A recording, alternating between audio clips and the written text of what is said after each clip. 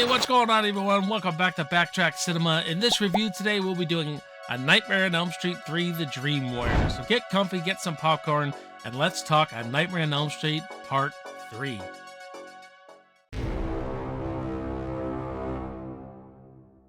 A Nightmare on Elm Street Part 3 was released in 1987, directed by Chuck Russell, and starring Robert Englund, Heather Langenkamp, and Patricia Arquette. So our story goes, a young Kristen Parker has her wrist slashed by dream-stalking monster Freddy Krueger. Her mother, mistaking the wounds for a suicide attempt, sends Kristen to a psychiatric ward where she joins a group of similarly troubled teens. One of her doctors there is Nancy Thompson, who had battled Freddy some years before. Nancy senses a potential in Kristen to rid the world of Freddy once and for all. What's going on, everyone? Welcome back to the channel. My name is Jason. You're watching Backtrack Cinema. In this video today, we will be looking at Nightmare on Elm Street 3, the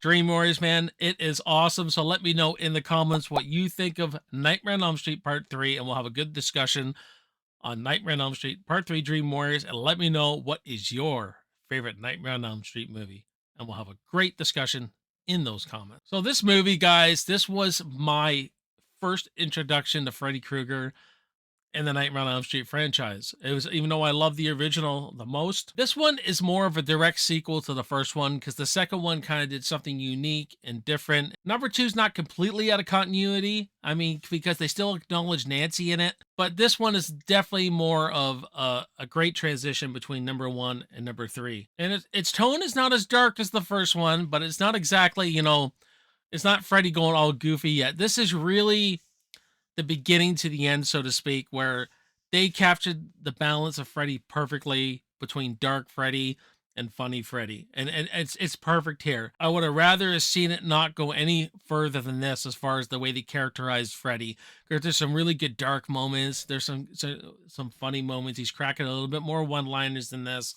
And we're going to get all into that. I just really love what they do with this story in here. They build upon that first movie. We get this great setting in a psychiatric ward where it's the last kids of Elm Street. So all the younger kids, younger than Nancy was. So this, in the first movie, this would have been all the kids who are probably like 8 or 9 years old. They're like a group of survivors trying to survive Freddy, and no one will believe them. The doctors won't believe them. And that's where Nancy comes in.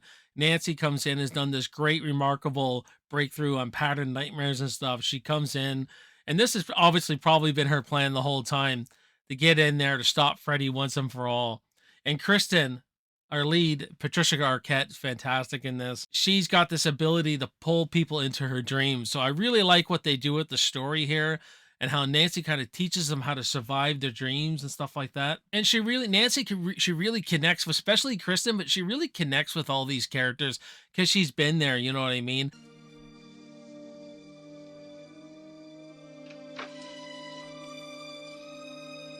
And I just love that. She's still that sweet Nancy, but she's still got that, she's still got that bite to her. She's still got that, that snark to her, you know what I mean? When she'll push back all the time. I love that about her. One of the greatest parts in this movie that really builds tension is that great monologue Nancy gives to the patients, where she tells them who Freddy really is. At first they don't believe her, then she's like, he wears a dirty brown hat. He's horribly burned.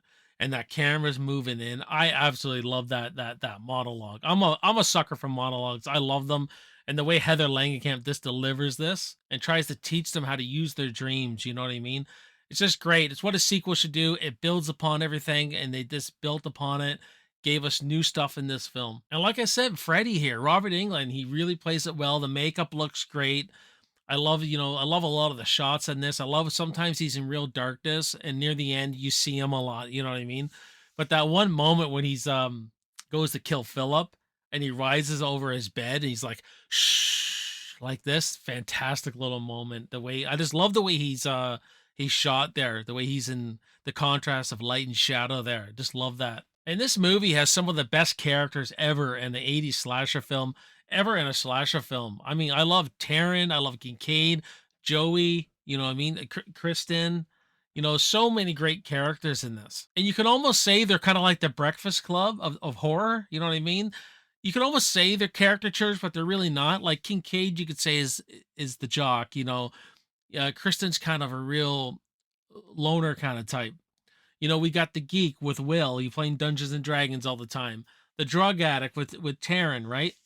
But they're so fleshed out. They're fleshed out and they're layered. You know what I mean? And I really enjoy the characters in this.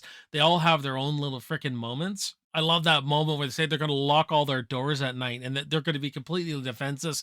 And then the toughest guy just gets beaten down like a little child, because he starts freaking out. No one's putting me to sleep. You're not putting me to sleep. I ain't going to sleep. You can just see that fear. How powerful Freddy has become in this freaking movie. It's just ridiculous. I like that because in the first movie where Nancy just turns her back on him, that never really sat well with me how to defeat Freddy.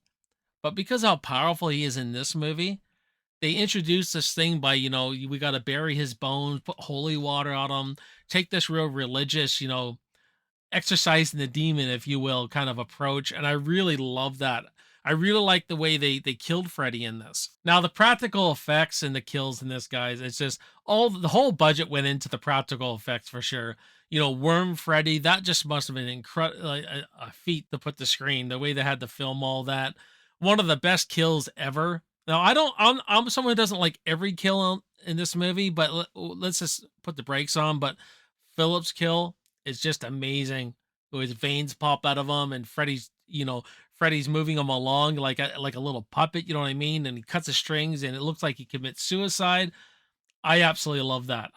This kill is still gnarly to this day. It's still one of the best kills I've seen. Now, I know a lot of people say it's got the most unique creative kills. I'll give it that. When Freddy breaks out of that TV with the robot arms, I think that looks silly. I've always thought it just didn't make no freaking sense. Because they're setting everything up as if the kids are committing suicide. How do you jump into a TV and your head's just hanging? Like, I really never liked that kill. And I think they pushed the fantasy a little too much with Will's kill. On the Wizard Master, and he's torching Freddy with his green magic and stuff like that. I just thought, I like Taryn's kill and I like Phillips' kill, and they did a great job when Freddy takes off his sweater and you see all the souls screaming for help and all like that. That's fantastic. They give a really good backstory to Freddy. I think knowing Freddy's backstory makes him even creepier for me.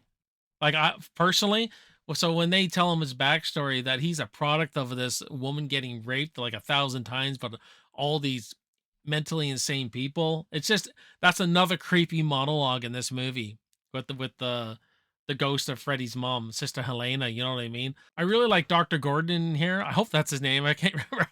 Um, I really like how much he's trying to help the kids and how he'll listen to Nancy.